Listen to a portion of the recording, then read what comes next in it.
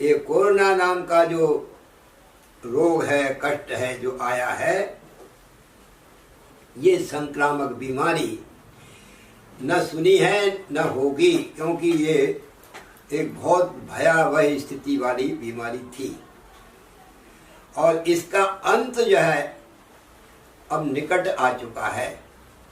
यद्यपि इसकी जड़ खत्म नहीं होगी, क्योंकि जड़ तो इसकी जीवन से जुड़ चुकी है, प्राणी मात्र के, खास करके मनुष्यों के जीवन से कैसी जुड़ चुकी है कि भविष्य में इसके टीका बनेंगे और छोटे बच्चे जो जन्म देते हैं तो शिशुओं को जैसे माता का टीका, हैजा का टीका, खसरा का टीका आदि लगाए जाते हैं, उसी प्रकार से छोटे शिशुओं को यह अनिवार्य टीका होने वाला है। क्योंकि यह ऐसी एक अज्ञात बीमारी है जिसका ज्ञान नहीं है, इसीलिए सारे विश्व के वैज्ञानिक, डॉक्टर सब नई नई खोज तकनीकी द्वारा कर रहे हैं, लेकिन इसका कोई अभी स्पष्ट रूप से टीका नहीं बना है।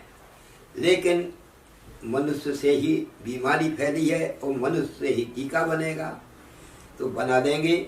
लेकिन अब इसका जो अंत क्या होगा, प्रमादी नाम का संवत्सर जब समाप्त हो जाएगा मार्च में, उस समय तक ये पूर्ण रूपेण भारत के वहां से अंतराल से सब समाप्त होने की संभावना दिख रही है और इसका टीका हो जाएगा, टीका लग जाएगा और सब जो है सो सुखी हो जाएंगे।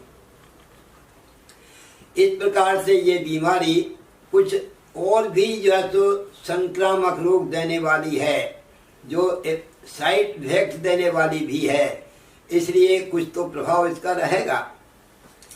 तो ये कोरोना नाम की जो बीमारी है, ये आपके लिए बहुत दुखदाई है। 2020 में प्रारंभ हुई है और 20 याद रखने लायक रहेगा, क्योंकि ये राहु का वर्ष था और अब जो है गुरु का वर्ष लगने वाला है। सबको ज्ञान हो जाएगा और सब तो जिनकी बुद्धि जो है तो अभी ध्यान में, बुद्धि में नहीं आ रहा है, वो स्मृति पथ पर सबके ये ज्ञान प्राप्त हो जाएगा कि बीमारी कैसे हो समाप्त। इसका जो है तो उनको निराकरण मिलने का संभावना पूरी दिख रही है। ये 2021 जो है गुरु का वर्ष है। गुरु का वर्ष कैसा है? गुरु का वर्ष इस प्रकार से है कि 2021 ये गुरु का नहीं, बुध का वर्ष है। 2021 बुध का वर्ष ऐसा है। 2021 यानी 2 2 4 5 का अंक निम्नोराजी के हिसाब से ये बुध का होता है। बुध व्यापार का कारक ग्रह है। जिस प्रकार से मिथुन राशि और कन्या राशि इन दोनों का स्वामी बुध होता है, तो बुध के आधार पर ये पूरा वर्ष बीतने वाला है। बुध की आधार क्या रहेगा? बुध व्यापार का, बिजनेस का, उद्योग धंधे का कारक है। तो भारत में नए नए उद्योग लगेंगे और हमारा समृद्ध भारत व्यवसाय की दृष्टि से बहुत अग्रगण्य बनने वाला है 2021 में। अब इसमें इसका स्वामी होता है, कन्या का स्वामी बुध। एक तो कन्या का जो स्वरूप है, वो कन्या कैसी है? एक लड़की, कुंवारी लड़की जो है, जिस प्रकार से शर्मीली होती है और सुंदर होती है, बड़े नेत्र होते हैं, इसी प्रकार से कन्या लग्न राशि वाले व्यक्ति भी धीमे गति से बोलने वाले रहेंगे और नीचे देख करके बात करने वाले होंगे। आमने सामने सीधी बात नहीं करते।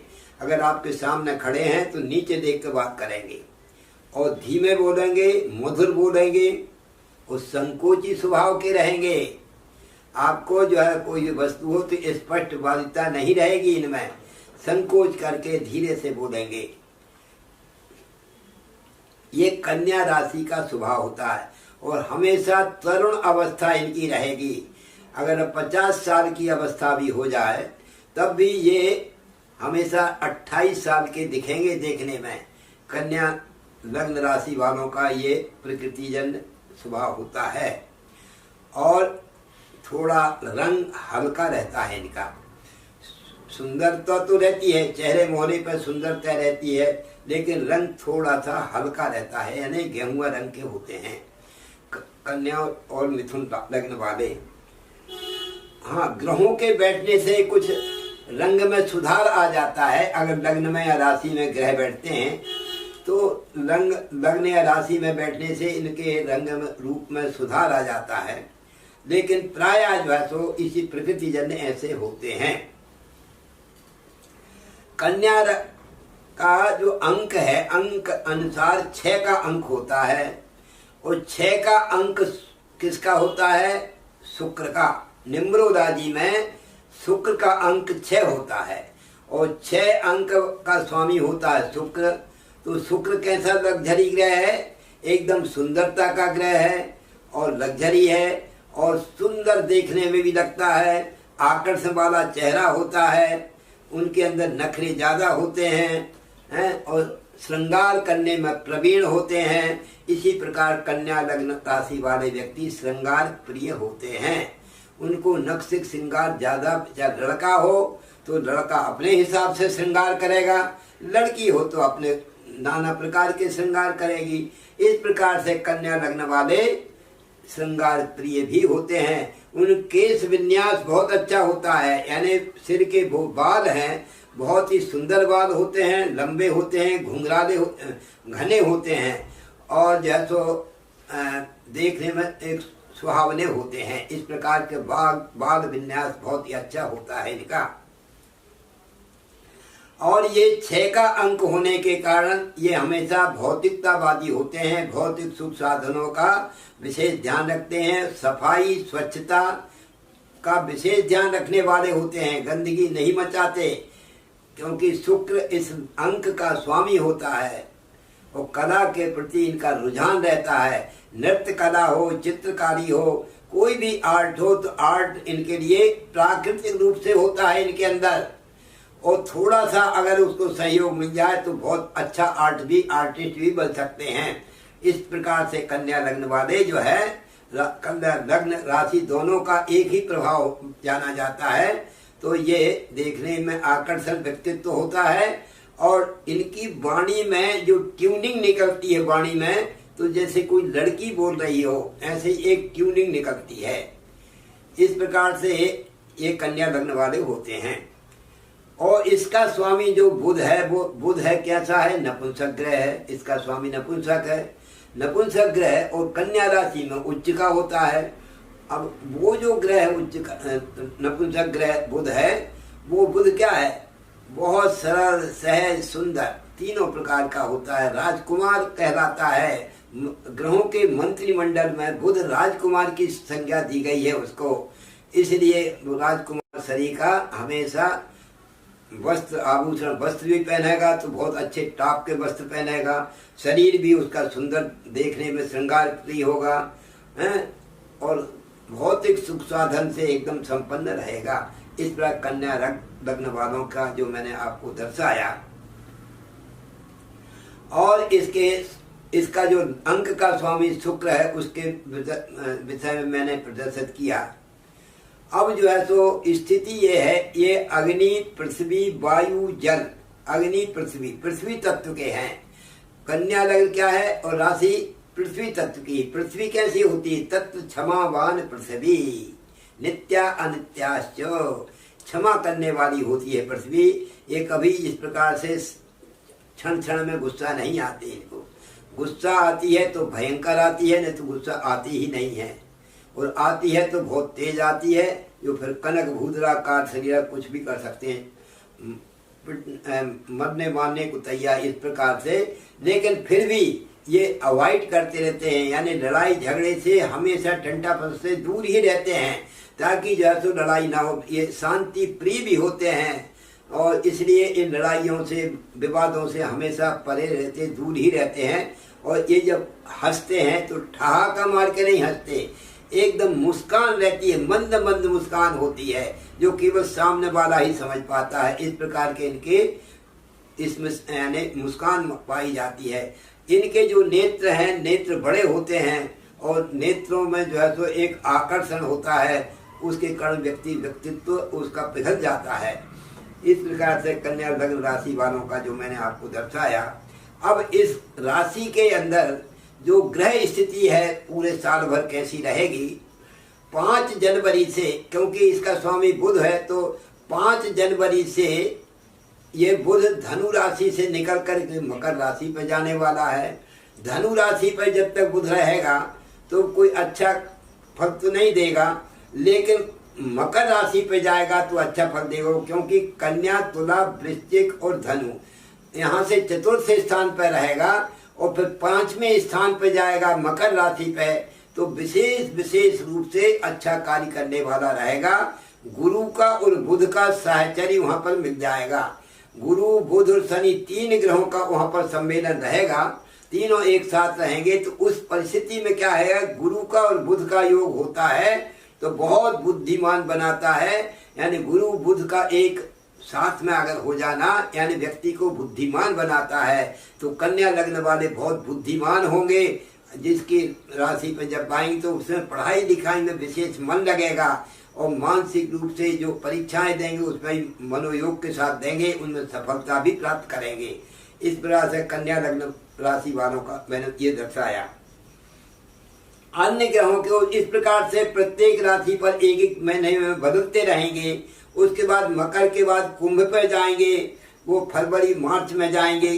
जब कुंभ पर जाएंगे उस समय भी शनि की राशि पर रहेंगे, लेकिन अपनी राशि से छठवें होने के कारण उस समय थोड़े कष्टदायक रहेंगे।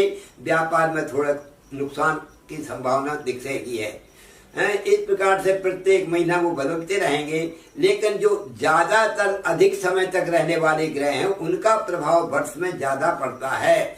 ये एक महीना 1.5 महीने के जो ग्रह हैं उनका तो सामान्य प्रभाव होकर के अपना अच्छा बुरा काम किया वो चल दिए, दूसरी राशि परिवर्तन कर लेते हैं।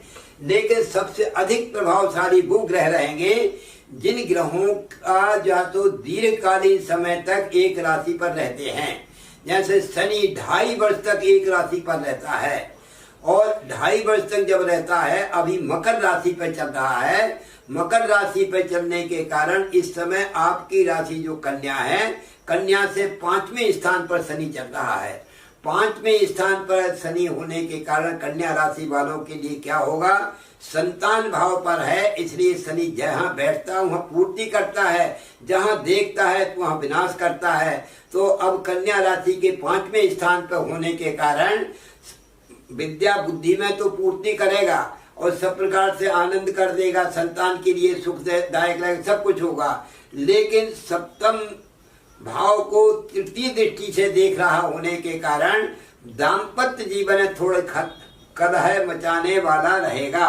यानी उस समय जो है तो पूरे साल ये रहना है, लेकिन खास करके शनि जो है अभी जो एक मकर राशि पर चल रहा है और मकर राशि पर ही पूरे साल भर चलेगा, लेकिन 14 मई से 10 अक्टूबर के मध्य में यही शनि मकर राशि पर होते हुए भी वक्री हो जाएगा।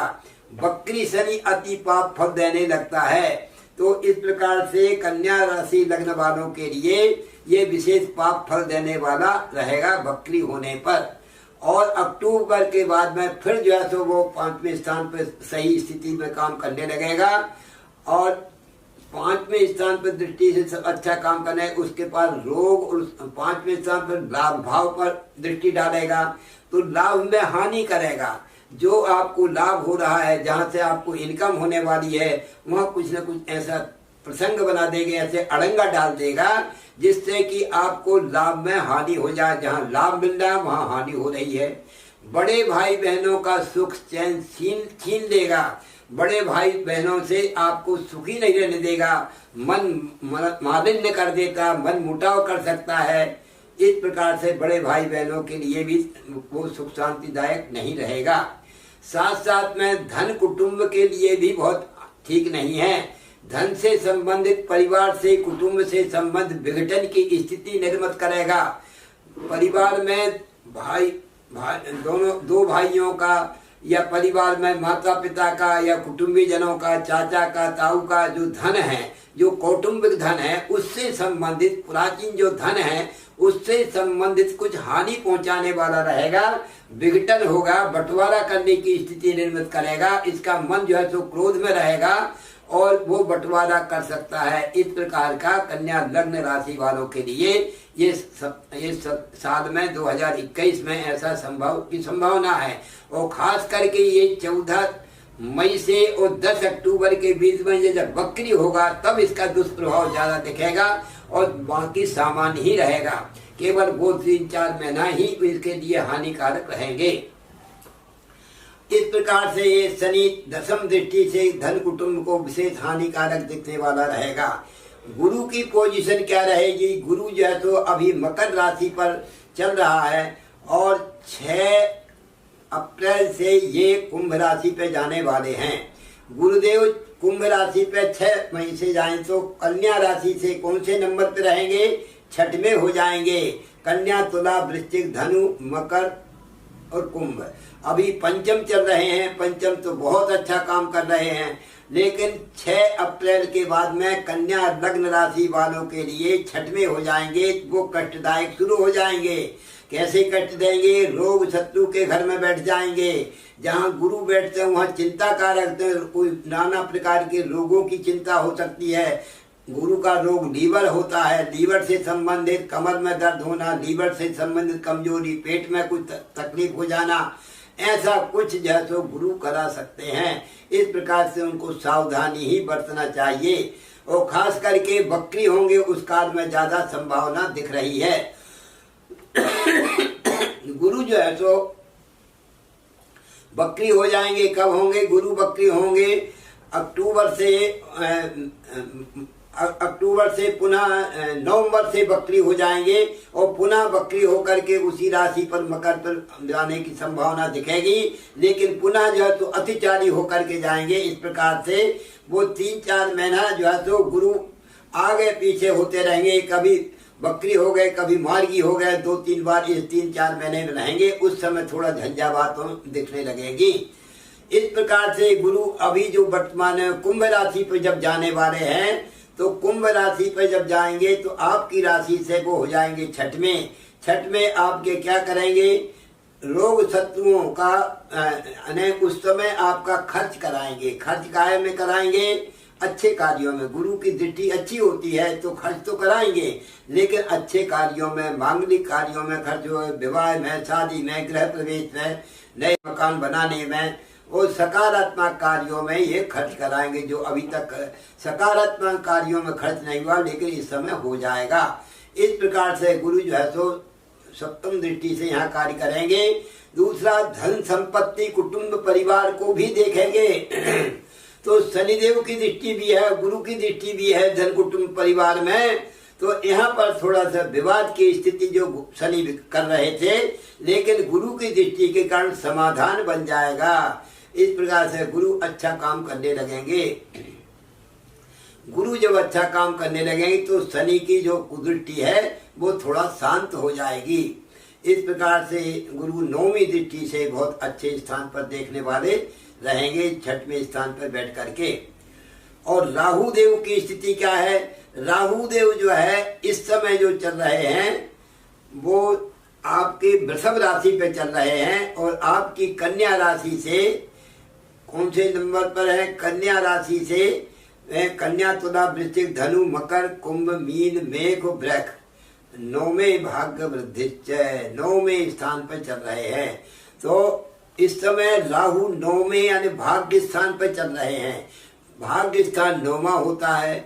यहाँ पर भाग्य में जहाँ राहु बैठते हैं वहाँ कंफ्यूज बनाते हैं, चोट चपेट लगाते हैं। तो भाग्य में चोट पहुँचाए नहीं, अचानक कोई अच्छा नुकसान कर दे, अपहरण कर दे, आपका धन का अपहरण कर दे, कोई नुकसान पहुँचा दे, अचानक ऐसी संभावना राहु देव की दिख रही है। जब भाग्य स्थान पर है तो पराक्रम पर दृष्टि जाएगी, तो पराक्रम भाव को भी बिगाड़ने वाले रहेंगे और आपके स्वास्थ्य को भी बिगाड़ने वाले रहेंगे। इसका विशेष ध्यान रखना चाहिए। पूरे साल भर राहुदेव जो है आपके स्वास्थ्य के प्रति थोड़ा सजग रहना चाहिए। और राहु की बीमारी क्या है? राहु की बीमारी स्नायु में या नसों में तकलीफ होना, नसों में तकलीफ, फोड़ा फुंसी होना, रक्त विकार हो जाना और किडनी से संबंधित परेशानी हो जाना, ये राहु की बीमारी है। इस प्रकार से राहु जो है तो पूरे साल इस प्रकार से 1.5 वर्ष तक रहेंगे इस राशि पर। इस प्रकार से आपको कष्टदायक बन सकते हैं पूरे साल, क्योंकि